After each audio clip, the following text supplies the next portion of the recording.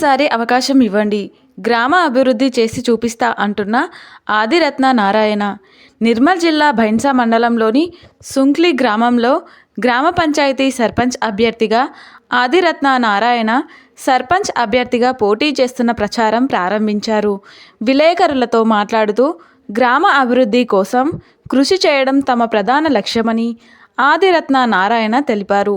సుంక్లి గ్రామ పంచాయత్ అభ్యర్థిగా గ్రామంలోని ప్రతి కుటుంబానికి ప్రభుత్వ పథకాలు అందే విధంగా పనిచేస్తానని కూడా భరోసా ఇచ్చారు. ఆదిరత్న నారాయణ గారు కత్తెర గుర్తుకు మద్దతు తెలుపుతూ గ్రామ ప్రజలు 17వ తారీఖు రోజున తమ అమూల్యమైన ఓటును కత్తెర గుర్తుపై వేసి ఆశీర్వదించాలని కోరారు.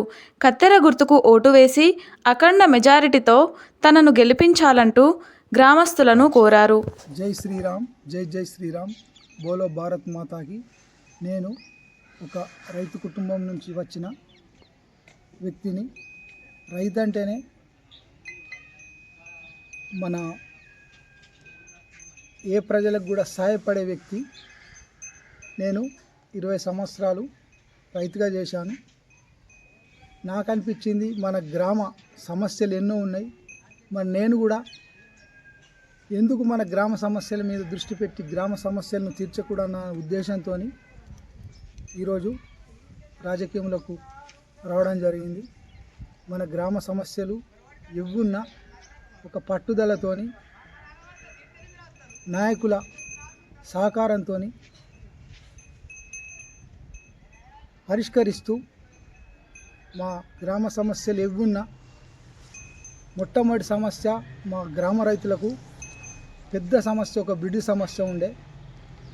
మన ఎమ్మెల్యే గారి సహకారంతో దాన్ని త్వరలో నెరవేర్చబోతున్నాం. ఇక్కడ ఉన్న పారిశుద్ధ్య సమస్యలు కానీ, అక్షరాస్యత సమస్య కానీ, డ్రైనేజ్ సమస్య కానీ, వాటర్ సమస్య అంత పెద్దగా లేదు. ఉన్న సమస్యను కూడా తీర్చిదిద్దాలన్న సంకల్పంతో మా దగ్గర ఒక నిరుద్యోగ సమస్య ఉంది.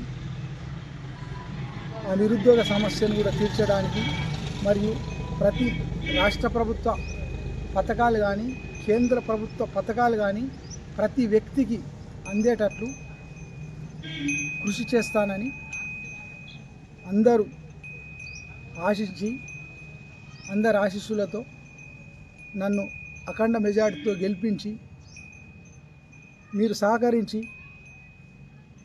మన గ్రామాభివృద్ధిలో మీ సహాయ సహకారాలతో మనం అందరం ముందుకెళ్ళి మన గ్రామాన్ని అభివృద్ధి పరుచుకుందామని కోరుకుంటున్నాను. నా యొక్క గుర్తైన కత్తెర గుర్తుకు ఓటేసి నన్ను దీవించి అఖండ మెజార్టీతో గెలిపించి మన ప్రియతమ నాయకుడు మన పవర్ రామారావు పటేల్ గారి అండదండలతో మన గ్రామానికి అధిక మొత్తంలో నిధులు తెచ్చే సత్తా ఉందని మీరు నాపై నమ్మకం ఉంచి నన్ను గెలిపించండి. మన గ్రామ అభివృద్ధికి ఎల్లవేళలా తోడ్పాటు ఉంటానని మనవి చేస్తున్నాను.